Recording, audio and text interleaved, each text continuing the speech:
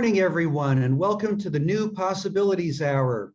Every week, we present another webinar on a cutting-edge topic. Jean Lawler and I are delighted to host this as part of the Will Work for Food project, which Natalie Armstrong-Motan began at the beginning of the pandemic and lockdown in the spring of 2020. As you know, there's no great charge for these great webinars. We ask people to contribute to a food bank if they like what they see, and how can you not? Jean, one of the best parts of the program every week is we report the running total, how much our generous audiences have contributed over the last almost 2 years. Take it away. How could it be that long? Good morning, everyone. Now, remember, not everyone tells Natalie what they've contributed. And so I'm sure that the amounts could even be double what we've gotten. But what we're doing, what we know about, is getting close to $250,000, which is so fantastic. $215,915 this week. And again, those are just donations of which Natalie has been told. And we would so appreciate and thank you. And if you do make a donation, if you could let Natalie know the amount, we'll add it to the total. And if you don't want to, that's fine too. Just make the donation and that's great. Thanks so much. How wonderful. Thank you so much to our generous audiences contributing so much in honor of our great speakers in these wonderful presentations. So it's great that people are here this morning. I suppose while you're waiting for all your Christmas gifts to be delivered because they're stacked up in the harbor, what better topic to discuss than disruptions in the supply chain and what kinds of conflicts we as lawyers, mediators, and arbitrators might see and how we might go about resolving those conflicts. We have a truly expert speaker to address us this morning, Sarah Rathke of Squire, Patton, Boggs. Sarah is a trial lawyer specializing in manufacturing litigation, particularly complex supply chain disputes. She has argued and tried cases on behalf of manufacturers in fora throughout the United States. Her clients include foreign, domestic, and multinational manufacturing entities. Her skills include a deep understanding of the process of bringing highly engineered products to market and conveying that understanding to judges, juries, and as of today, mediators and arbitrators. Sarah has litigated supply chain disputes involving automotive, aerospace, food, medical, construction, and office products. She's also litigated trade secret disputes involving manufactured products and cases involving the purchase and sale of manufacturing entities. Sarah, we're so happy that you're with us. Please tell us a little bit about Food Bank in Cleveland, where you live, to which you'd like people to direct contributions if they're in a position to do so. And then we're very excited to hear about supply chains. My friend, the floor is yours.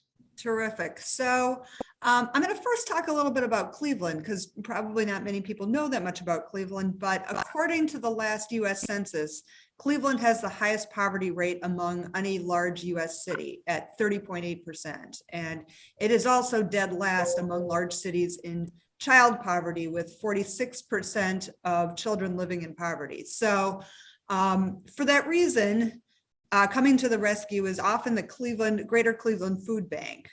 In 2020, the Greater Cleveland Food Bank served more than 400,000 individuals and families and distributed 56 million pounds of food. And because of the pandemic, that included 76,000 new households that never needed assistance before the pandemic. And during the Greater Cleveland Food Bank's Hunger Free Holiday campaign going on now, financial donations go further because there's a match in which $1 to the Cleveland Food Bank provides $10 worth of food. So I hope you consider doing that. Let me share my screen and we can talk about supply chain issues. So as Jeff said, my area of practice focus has to do with supply chain, not just litigation, but really all areas up and down the supply chain. And so a talk that I've been giving a lot these days is some variant of why is everything broken? Now, remember when you had never really heard much about the supply chain and it's sort of an operation that hummed seamlessly in the background? Welcome to 2021, where the question of our age just might be, where is my patio furniture that I ordered? Supply chain is so much in the news that on October 7, 2021, well after I started delivering this talk, The Atlantic monthly called The Atlantic, typically sort of a bastion of liberal think pieces, published an article entitled "America is Running Out of Everything." So if it's gotten the attention of The Atlantic, it's gotten the attention of everybody. Here's a little bit about the Greater Cleveland Food Bank too. If I'm happy to share the slideshow after we're done. All right. We are in the middle of a black swan tsunami as far as supply chain is concerned. A black swan event, for those not steeped in consultant speak, is known as an extremely negative event or occurrence that's impossible to predict, even among knowledgeable market experts. COVID-19 has produced multiple black swan events all at the same time, starting with changes in consumer consumption patterns, which have partly precipitated and partly coincided with changes in our available labor market, which has partly precipitated and partly coincided with changes to our diplomatic relationships, which have partly precipitated and partly coincided with changes to our worldwide logistics and distribution networks. We'll talk about these in a moment, but first let's talk about supply chains before COVID-19. Now, supply chains before COVID-19 were pretty much almost universally predicated on the concept of just-in-time manufacturing. And just-in-time manufacturing has become or had become as much a microeconomic orthodoxy as it was an operational strategy. And under just-in-time manufacturing, operational output, economic output is maximized if there's no excess inventory of anything anywhere in the system. So instead, orders of goods and services along the supply chain are timed to meet a company's production schedule as close as possible so that the company does not have to store or care for excess inventory and to pay to store and care for excess inventory. And how much of anything is needed is typically determined by historical analytics that were relatively stable and predictable over time, coupled with the ability to make relatively minor short-term adjustments at the whim of the buyer. Just-in-time manufacturing is informed by and strongly linked to a manufacturing philosophy developed by Toyota called the Toyota Way, which was part of Japan's ascendancy as a manufacturing and engineering power in the 1980s, and which sought to rationalize all stages of manufacturing and production. So that's where that came from. The next operational precondition of supply chains before COVID-19 was the dominance of relatively harmonious free trade. And that principle comes from the notion so before the Cold War, before World War II, the US preference and policy was to establish trade rules, which basically meant tariffs on a worldwide basis and not on the basis of individually negotiated trade deals with other countries. During the Cold War, however, one of the ways that the United States set itself up in opposition to the Eastern Bloc was to start dispreferring communist countries. So that's what it started doing. The Cold War, of course, ended, and in the 1980s, the US wanted to launch a new round of global trade negotiations, but Europe opposed that. So there weren't going to be non-Soviet bloc large trade negotiations at that time. But at the same time, Canada reversed its long-term policy of enacting protectionist tariffs and sought a bilateral trade investment treaty with the United States, which was kind of unprecedented at that time. Then Mexico surprised everybody and indicated that it wanted to negotiate the same kind of deal, all of which resulted in NAFTA, which came into force in 1993.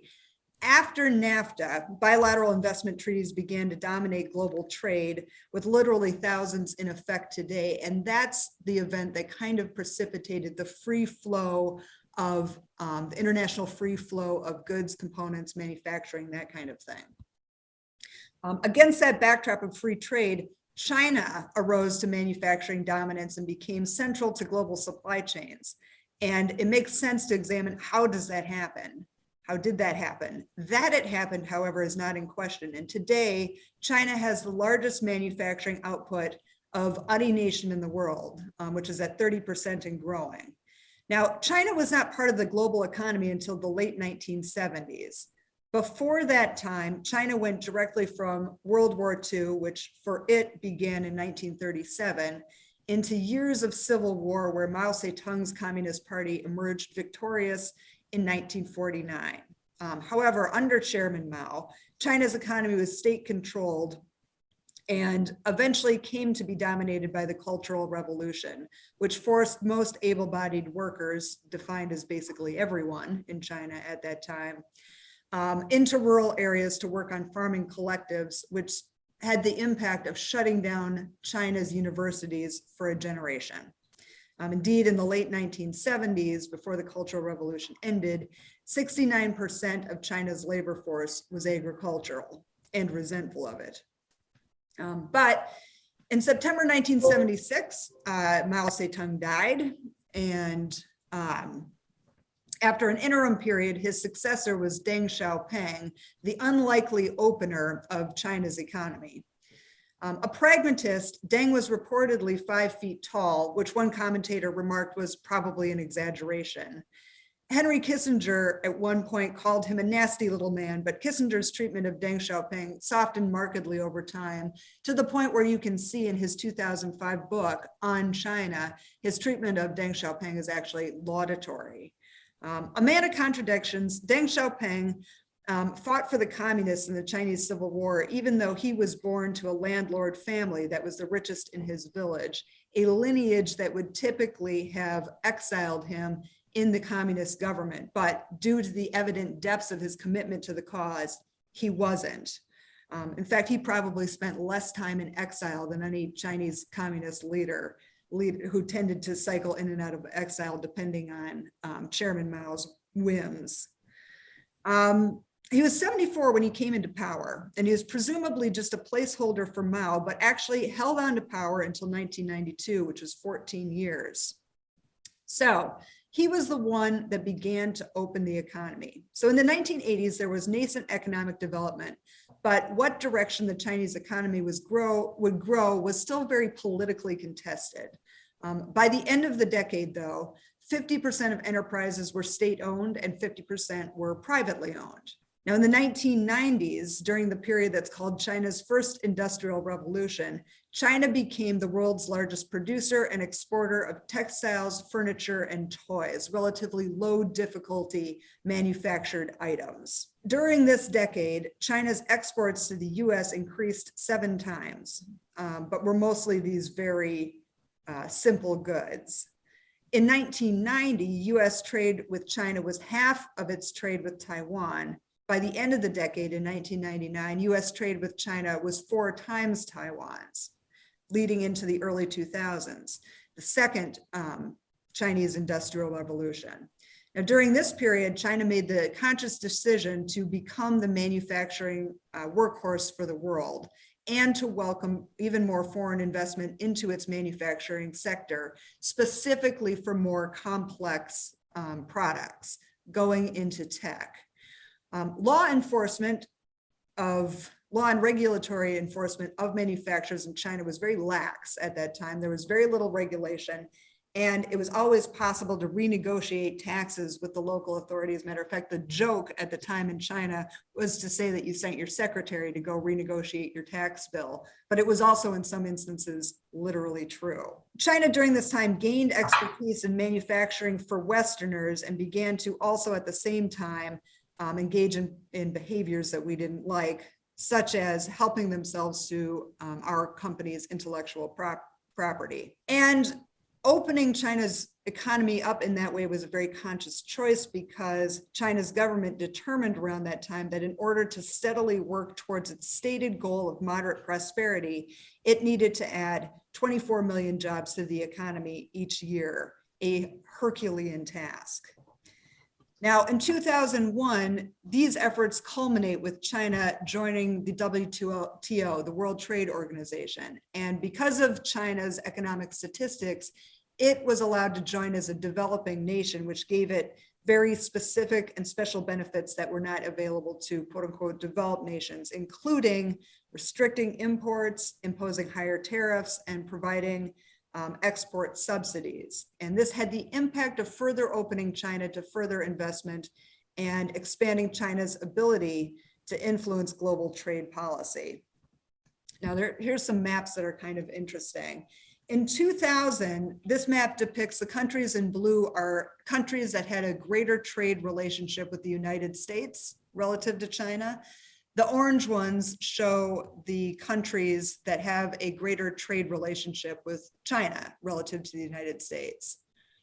So this is 2000. This is 2020. You can see the difference and how China's growth accelerated so much as between those two times. All right. Now, the rise of China as a manufacturing power has been facilitated by a number of factors. First, as I mentioned, there was a national resolve that's enforceable to attain manufacturing excellence. And China's system of governance being non-democratic, it's much easier to kind of steer that ocean liner than it is in democratic countries. Relatedly, China has the ability to impose its national resolve on its citizens. There's cultural appetite and tolerance of that there.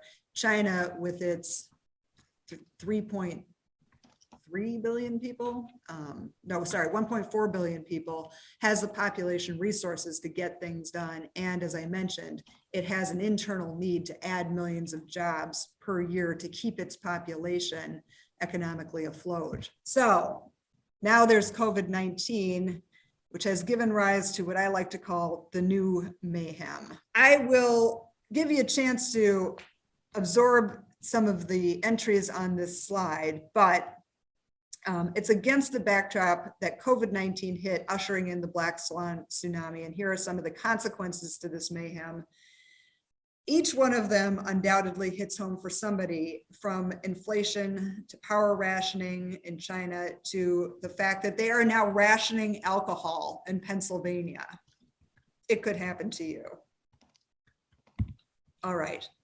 So let's start with some of those Black Swan events that we talked about. And the first is changed consumption patterns. And if you look at the top of the slide, it should bring out the PTSD in all of us, the great toilet paper scare at the start of the pandemic, which illustrates two things. First, of course, is panic buying. Consumers were overbuying certain products because they worried about product shortages. But the second thing that it reflects was a fundamental change in what we buy. The pandemic is likely the first time that any of us reflected on the fact that the kind of toilet paper that's used in stores and office buildings is not the same as the kind of toilet paper that people use at home. And they're not even made on the same production lines or even in the same manufacturing facilities. And the lines cannot be easily retooled. This is a fundamentally different product. Similarly, food consumption at home is a lot different from food consumption in restaurants. And also, when you're at home, your priorities change. So after a few months of staring at your old kitchen, behold the boom in home construction products and home furnishings during COVID-19. And this has created a major bullwhip effect for some products. For example, in the lumber market. Near the beginning of the pandemic, builders faced shortages, so they panic bought. This drove prices up, which caused lumber manufacturers to increase production. But then when it evened out and due to construction firms over purchasing, demand for lumber went way down, and so did the prices, and it's just been all over the place. The bottom of the slide reflects the fact that because of COVID, consumers also started purchasing a lot more goods on the internet with delivery straight to their homes. And that was a fundamental change in the last mile of the supply chain. When consumers went to stores more often, the last mile was handled by consumers, and they, though nobody really reflected on it that way, they bore the cost of that last mile of delivery. Therefore, the way that sellers set up their distribution networks, it would be that sellers would make products in their manufacturing plants, ship to a small number of large distribution centers around the country, and ship from there to stores. It's very simple. With consumers buying on the internet for home delivery more often, however, stores became less useful and consumers expected product manufacturers to take care of that last mile of delivery and change to product prices. So this required a more small scale distribution centers and more of them and more truck delivery, all a fundamentally different operation.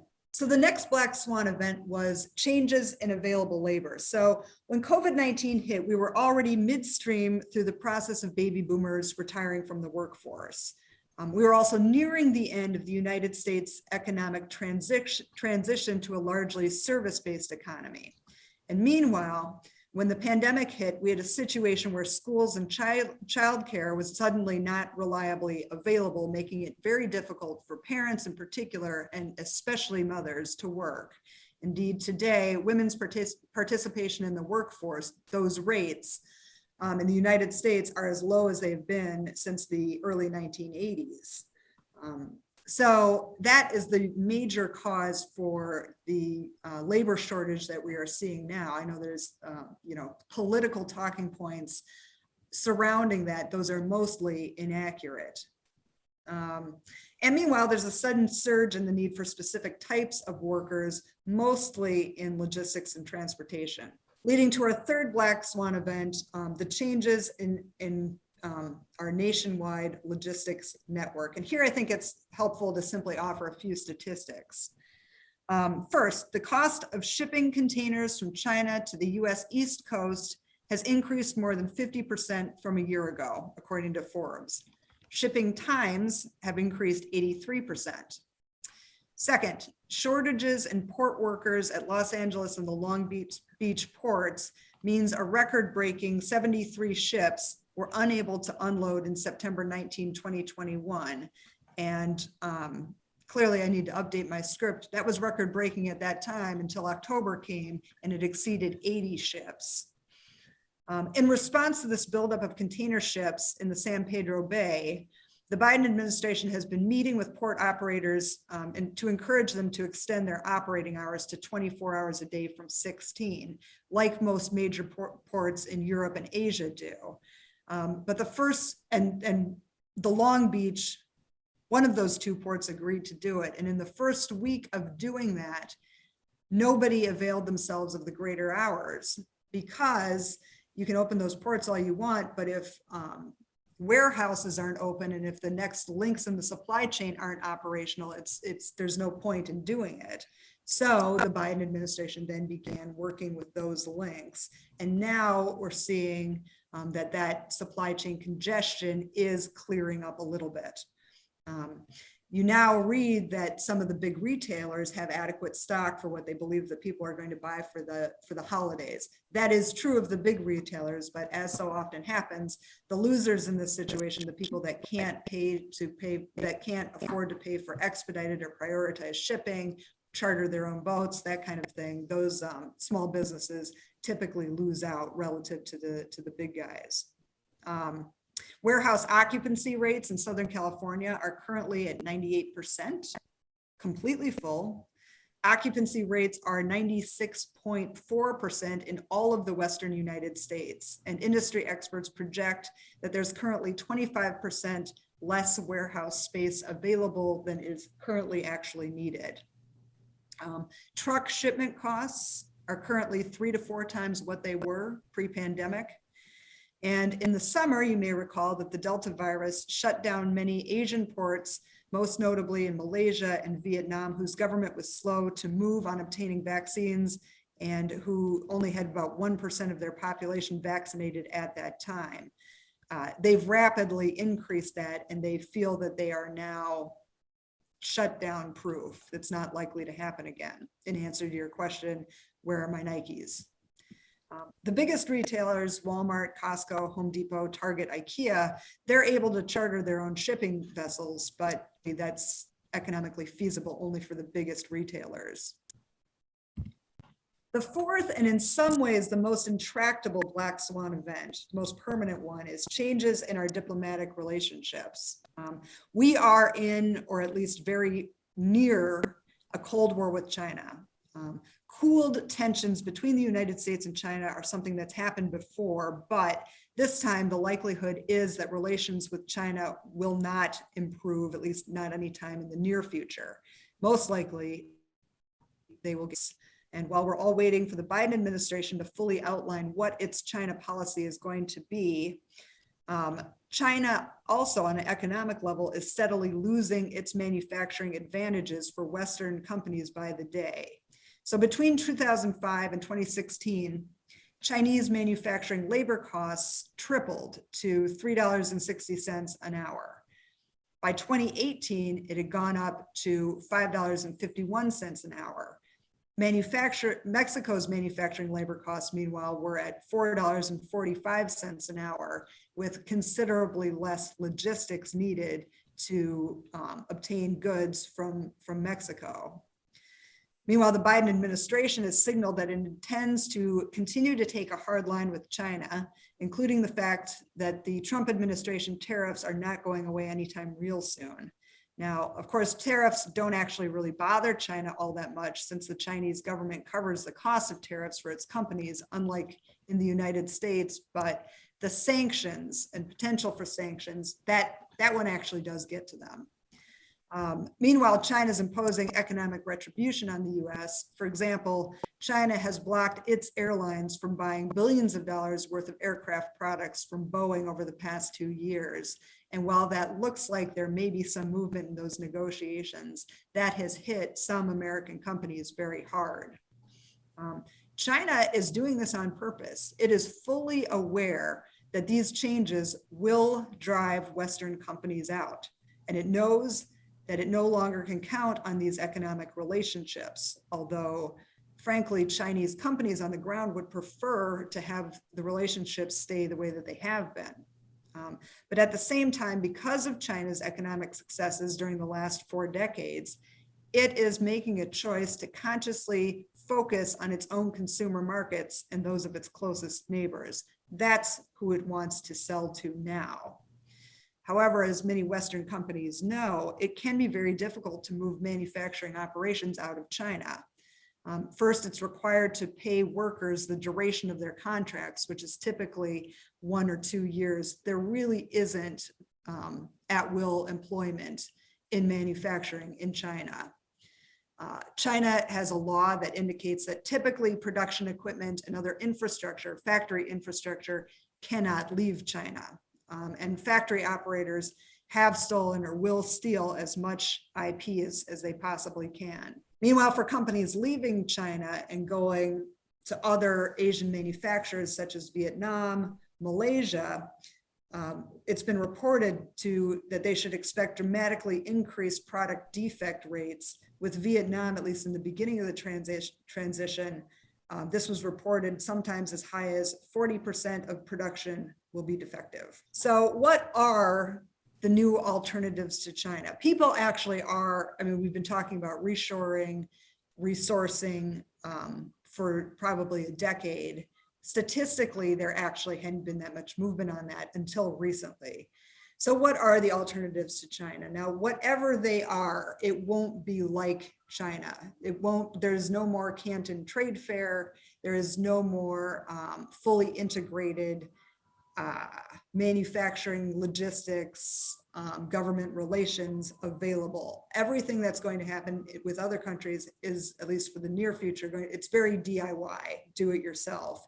Companies, therefore, seeking to do that are going to need to hire a lot more true international experts and have to attend much more frequently and much more consistently to their offshore manufacturing operations, which is not easy in a pandemic. Actually, let me start by saying Vietnam was hot at first, but after the port and production shutdowns of the last summer, something like 80% of companies that moved to their manufacturing to Vietnam from China, principally making low difficulty manufacturing items like textiles and shoes, have since left Vietnam. So what are the hot alternatives? So one interesting idea is Thailand. Thailand happens to be Southeast Asia's second largest economy with a 70 million person consumer market. They are certainly not as wealthy as the United States, but they are doing pretty well. They have good investment policies. They have good transportation infrastructure, favorable geographic location with regard to ports, and they are making an effort, such as tax and non-tax incentives, particularly special 4-year visas for skilled workers from the West who need to come and oversee Vietnam or Thailand operations. They have started, like many countries do, with textiles and low difficulty manufacturing items. They are now moving and are probably qualified to start moving to more sophisticated tech manufacturing. Not as proficient as China by any stretch, but you have to start somewhere. Another interesting idea is one that many have tried, which is Mexico. 10 years ago, wages in Mexico were 600% higher than in China. And now they're only 30% higher by some estimations. Some people think that China's labor costs are higher now, but Mexico's worker productivity is demonstrably higher, and there seems to be consensus on that. An advantage of Mexico relative to China is that China engages in well-known acts of currency manipulation. You can predict what the US dollar will buy in Mexico. Mexico obviously is far closer to the United States, making those transportation costs go way down. And it also has more free trade agreements than almost any country in the world. And as many people know, the maquiladora system cuts through the regulatory and bureaucratic issues dealing with Mexico, because if you operate a maquiladora, then you essentially get tax-free status. Colombia is pretty interesting. And I include a map on that slide because Colombia is a sophisticated, well-educated country that has ports that lead to both the Atlantic and the Pacific. Also, it has an extremely educated and skilled workforce with proven aptitude in pharma and tech. It's the fastest growing large economy in Latin America, and it has a number of tax and investment incentives. They are also making a considerable effort to pair with certain US cities to drum up more interest in investment and manufacturing in Colombia. So if anybody on the call is from Phoenix, you may have seen a lot of references to Colombia, working with Colombian entities in the business community. The United States is already Colombia's top trading partner, in contrast with the other large economies in South America, such as Brazil, Chile, Argentina, and Peru. Their top trading partner, as we saw from that map, is China. So Colombia has every incentive to want to work cooperatively and increase relationship ties with the United States. Will things ever be normal again? The answer is probably not. It's not often that people at the precipice of what historians call an inflection point know contemporaneously that they are at the precipice of a historical inflection point, but I think right now we actually do. In terms of historical analogs, we may be able to liken this time to the beginning of World War II, when US war production led directly to many aspects that are now foundational to our way of life. And if anybody's read David Halberstam's terrific book called The 1950s or the 50s, some of the things that World War II gave rise to were, of course, mass war production created mass consumption. So that was obviously foundational. World War II also gave rise to the US interstate system, which was created originally for national defense, but now it's how we move goods around the country and has given rise to the notion of the family vacation and road trip. Interstate system also, through that way, gave birth to suburbs, the US auto industry, fast food restaurants, chain hotels, and the family vacation, as I mentioned. So who knows how everyday life will change as a result of our adjustment to today's supply chain and production challenges, but that it will change and perhaps give rise to black swan events of its own is certain. Keys to moving forward in the supply chain and towards building a more productive future are, first, to some degree, automation. Warehouses in the United States during the pandemic exploded very quickly and are still largely manpower driven, but they don't really have to be. It is very likely that automation will catch up to this industry and that will happen very quickly.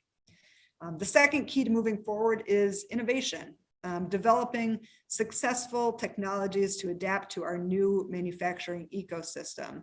One of the things that I hear a lot about is what's called digital twin technologies, where essentially you're playing war games with your supply chain. So you can it's predictive analytics. You enter into a scenario like we want more widgets, and the digital twin technology can build for you strategies for doing what you think you want to do and predicting what unintended consequences that may create. So you can plot out different possible futures with your supply chain. And that had not really been available before. Supply chain had been kind of the backwater of manufacturing operations. It's growing much more sophisticated. And the third key on this slide is end-to-end supply chain transparency.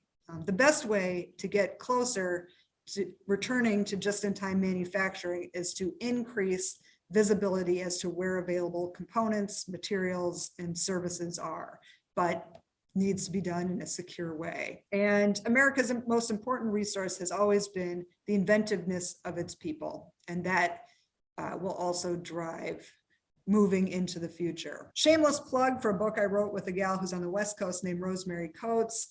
It's called Legal Blacksmith, How to Avoid and Defend Supply Chain. I do not actually get any money from the sales of this book. My law firm does. And frankly, this group is small enough. If anybody wants this book, I've got 1,000 of them sitting around and I'll be happy to send them to you. I think that this book, the reason that I wrote it is principally to be helpful to others. And most supply chain disputes and difficulties are caused by a fundamental disconnect that tends to form between a business's operation side, its legal side, and its finance side, with the three not really understanding the impacts that each's decisions have on the other two. This book attempts to bridge the gap between that. And Rosemary, my co-author, she's an operational expert. I'm, of course, in the legal field. And so pretty much every chapter starts out with her writing an operational description of a common problem, and then me in the second half of each chapter discussing the legal implications of that operational reality. And so that's why we wrote that. Now, I know we're a little bit before our time, so we do have time for questions, and I think I saw that there were some, so let me go through this. Yes, Sarah, thank you. That was really terrific.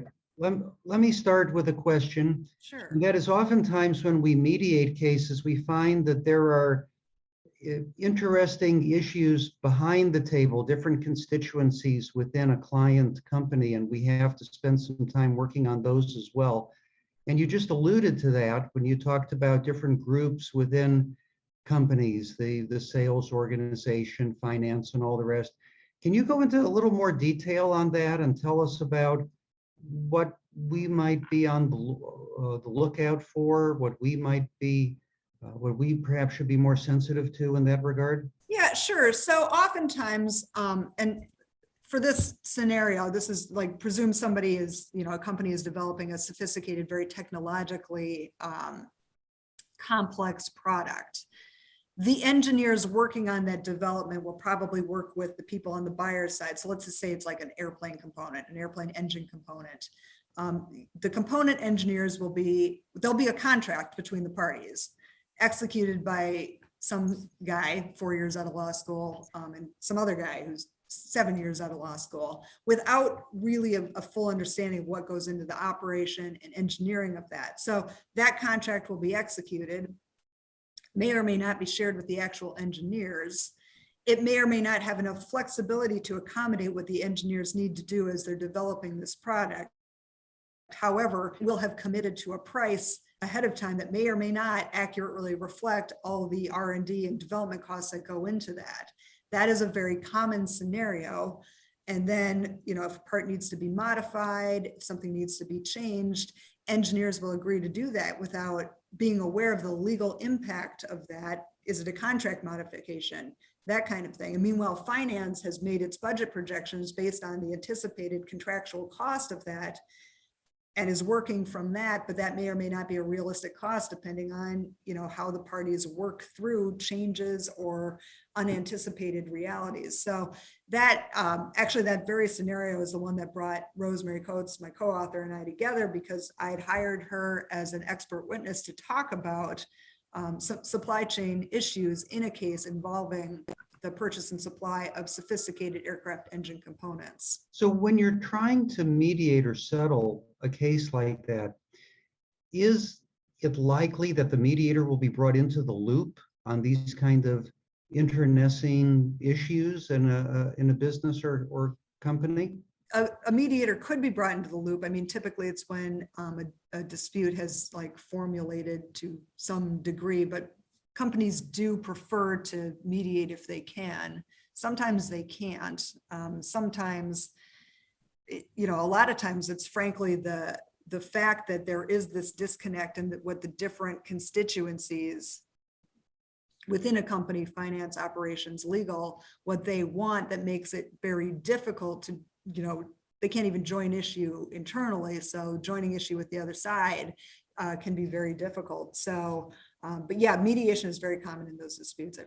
And is this the kind of thing that the issues between finance and legal and the engineering department, is this the sort of thing that you would clue the mediator into this and say, listen, I really need some help. You have to be sensitive to these issues? What typically or commonly might happen? Yeah, I would. It actually took me a few disputes kind of like this for me to realize, this is what's driving this. This is why, and it's it's a common driver of disputes. So now I know better. And yes, I absolutely would clue my mediator into that, help me communicate to these people on the ops side, help me communicate to these people on the finance side. And I also, a lot of times I think the same division is occurring on the other side. So actually by now I kind of know how to get my own client on the same page, but often I'm communicating with the mediator, here's what I think is going on their side. Same thing that I frequently see, which is this. Absolutely. So how many people will be showing up at these mediations? Will you be bringing engineers and lawyers and accountants and everybody else? So one of the funny things about everything being on Zoom is it's so much easier to do that. So now, yeah, I mean, it's weirdly, before COVID, it's weirdly difficult to sometimes convince the legal department to put engineers on a plane to go to a mediation. But now that it's just everybody, and their computers, that's a much easier conversation to have. Good to know. Yeah. And what kinds of disputes might we anticipate seeing? What are some common paradigms?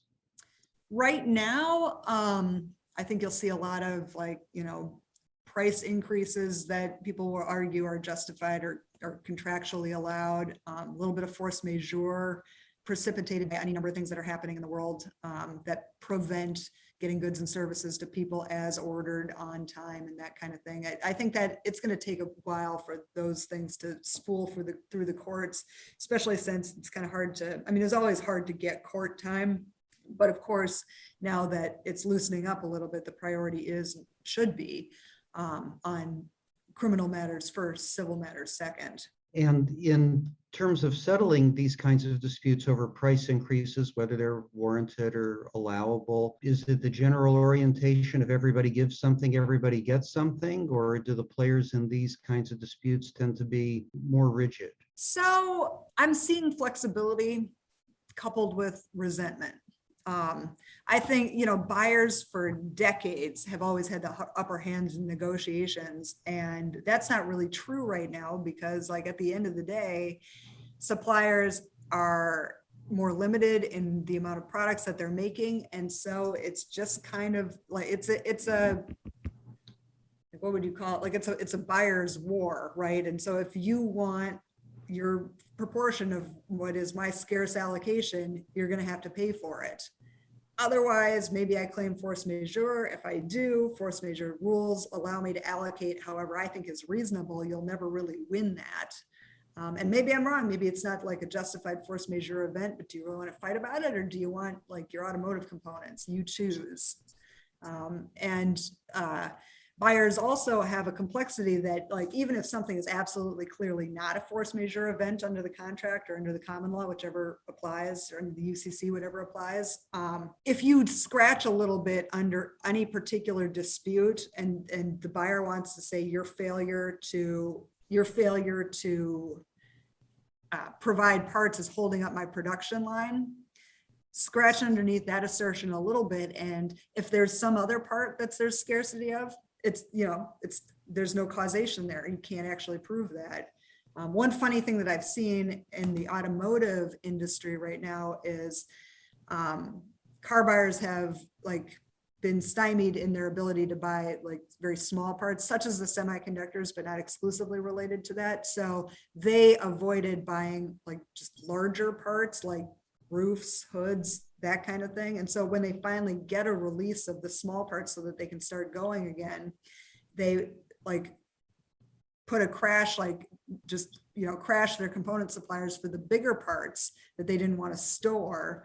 And it just can't be done. So you're seeing purchase order rejections, which, buyers want to say that's not allowed, but at the same time, like, do you want to fight me about it? Or do you want, do you want roofs on trucks? Like, you choose.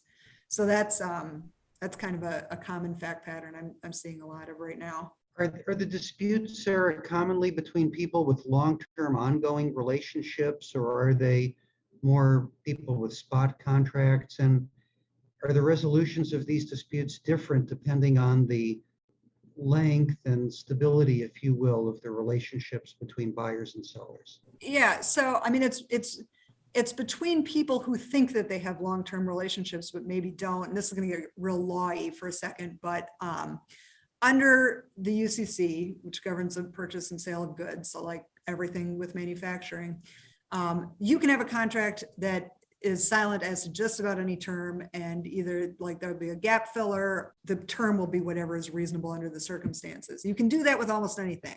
They don't. They put everything on paper, except sometimes for the one thing, the one term that the UCC requires there to be for there to be a binding contract, which, and this is a United States idiosyncrasy, other people don't do it this way, is quantity.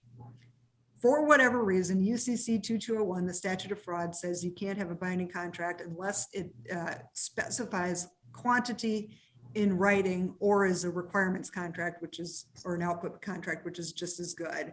I know this is really lawy and like kind of dry, but so in the manufacturing world, a lot of ways that buyers structure their contracts is they call it a long-term agreement and say, when we place a purchase order, these will be the terms. They think that and they have a term in it that says this is good, this is a 2-year contract. So they'll think like, I'm allowed to put any purchase order in for 2 years and these will be the terms, but that's not true. It doesn't have a quantity. If it doesn't have a defined quantity term in writing, you're only as good as your accepted purchase orders. And buyers are discovering that in this kind of like unique environment, and it irritates them. But to answer your question, the disputes are between people who thought they had a long-term agreement and the people who like are desperate to get better pricing terms or delivery terms. And the second group of people, the people who are making the components and supplying them, legally are right. And it's very surprising to the buyers. It's contrary to how they've done business successfully for decades. Funny story. And creates different kinds of leverage in negotiations. Yep, it does.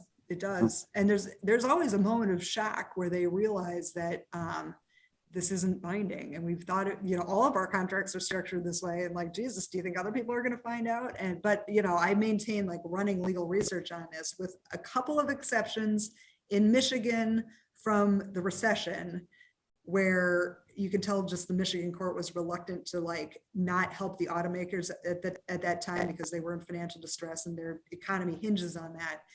With the exception of a couple decisions from that time frame, every court is pretty much unanimous in saying, hey, you don't have a contract. You have a contract if they accept your next purchase order, but you're not entitled to those terms. Well, that fits in very nicely with Deborah Hilton's question in the chat, and we'll get to Michael Lodge's question in just a moment. Deborah asks that these are mutual value creating endeavors. Are you and your clients doing much to explore dispute prevention and systems for early engagement in these tripartite misunderstandings? So Yes, there's a lagging effect between like when people find themselves in these disputes and when there's a renegotiation. So I think dispute resolution provisions and contracts are getting a little bit more specific and less boilerplate to try to do early intervention. I think I think you're right. the Uniform Commercial Code is dry reading. Yes, we agree on that. And it's important. We agree on that too, don't we? Yeah. There's a question. Let me answer the truck question. Yeah, the trucking. What about the trucking industry? Are there different requirements now, stricter requirements for truckers to operate in California? And does that create a bottleneck of getting stuff out of the ports of Los Angeles and Long Beach to where they need to go?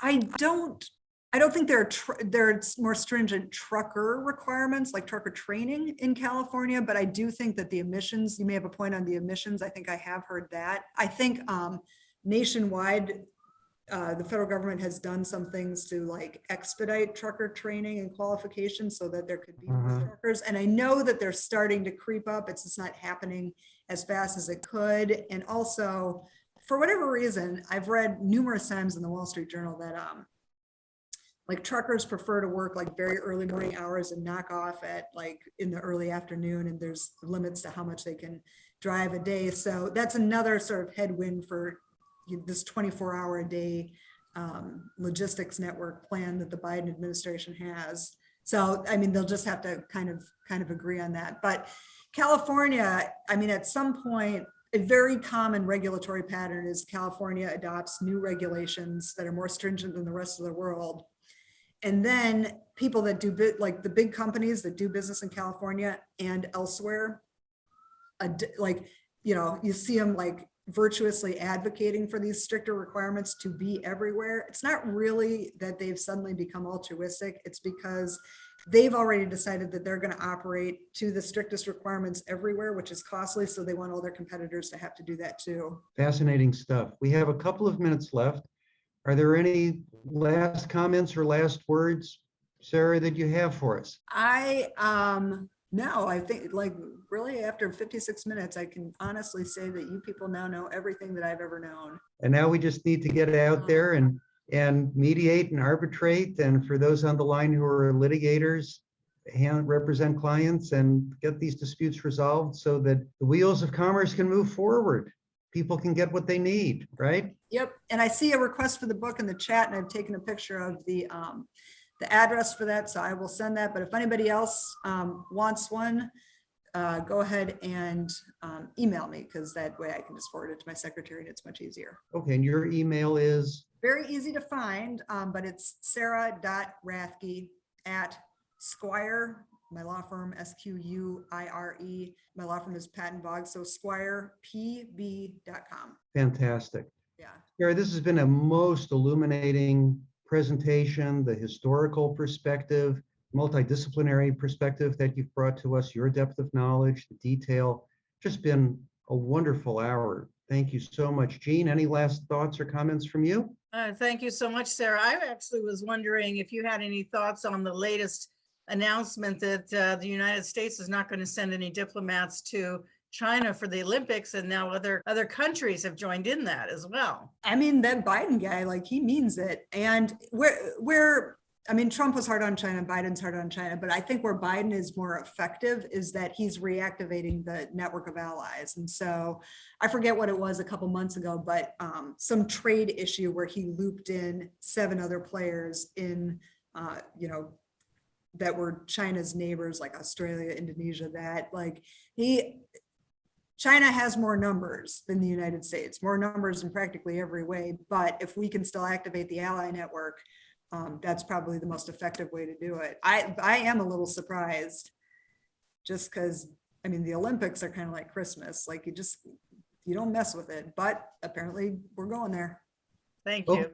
Okay, Jean, thank you. Sarah, thank you. For those who are in a position to contribute to help fight food insecurity, please consider a contribution In Sarah's honor, to the Greater Cleveland Food Bank.